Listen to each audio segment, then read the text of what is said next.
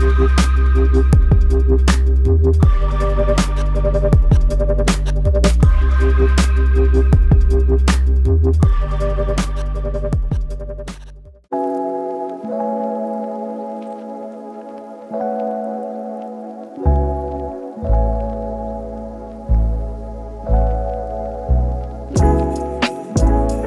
ténébrio, c'est un petit coléoptère. On le retrouve en fait dans les silos de farine.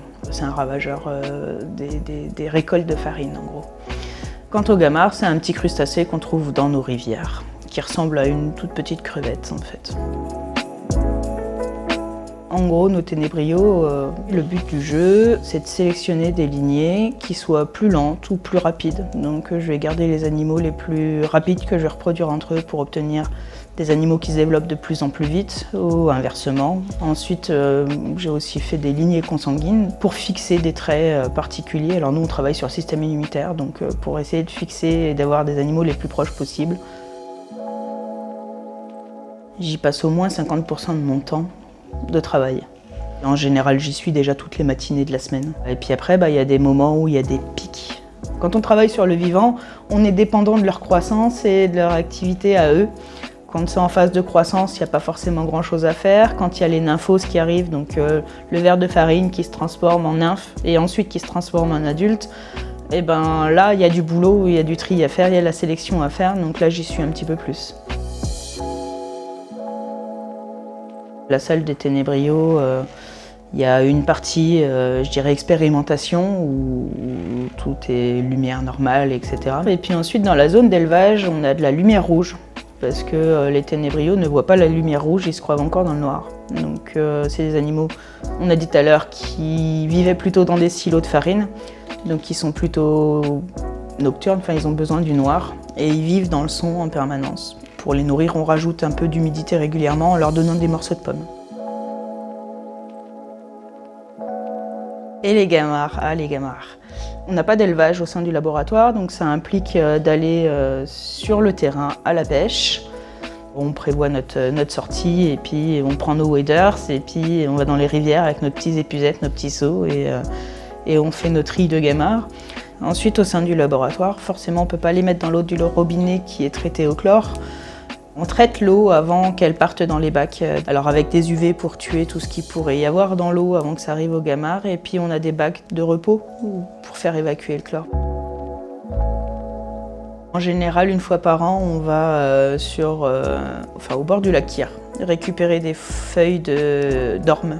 On essaye de rincer et qu'on fait sécher au laboratoire, et ensuite c'est ça qui va nous servir de nourriture pour les gamards. Puis on les complémente aussi en protéines avec des vers de vase.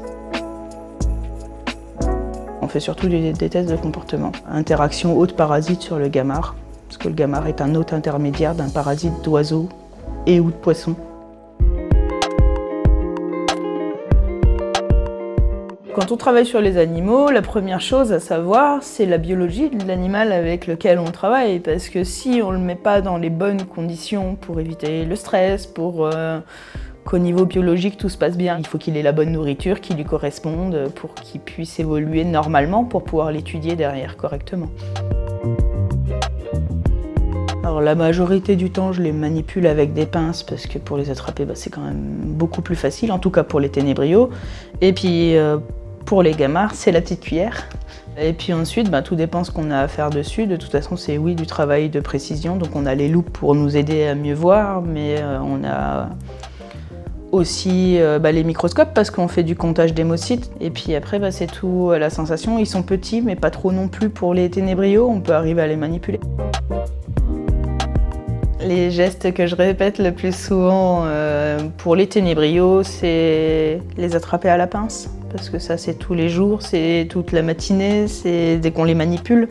Puis après, quand on fait les manips, si c'est des manips avec des prélèvements de sang, d'hémolymphe chez les insectes, donc l'animal est anesthésié, on le prend entre nos doigts, on a une petite aiguille où on va piquer à un endroit bien précis sur l'animal. Il y a une goutte d'hémolymphe qui va sortir et là, avec un petit capillaire, on va venir chercher aspirer l'hémolymphe parce qu'on a un petit capillaire et au bout du capillaire, un petit tuyau qui vient à la bouche et on aspire l'hémolymphe dans le petit capillaire qu'on met ensuite dans les tubes et qu'on va pouvoir traiter au sein du laboratoire.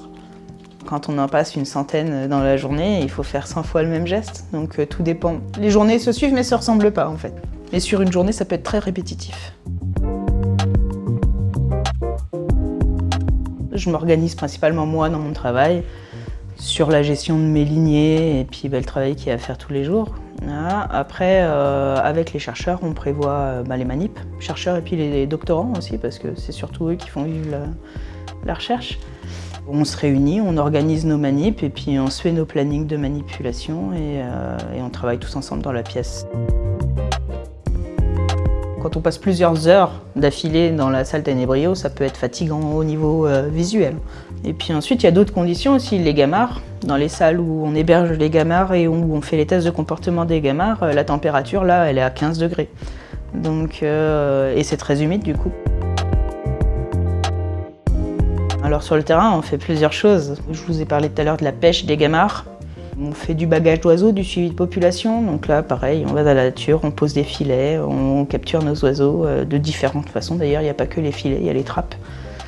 J'ai fait aussi des poses de colis émetteurs sur les blaireaux pour suivre les kilomètres qu'ils pouvaient parcourir chaque nuit. Et puis j'ai fait du comportement sur les flamants roses. Donc les flamants roses, ils sont un peu particuliers, c'est des oiseaux qui font des crèches. Donc ils mettent tous leurs bébés tous ensemble. Et chaque année, au mois d'août, en Camargue, on fait le bagage des flamants roses et on en profite sur les jeunes pour faire un peu du comportement.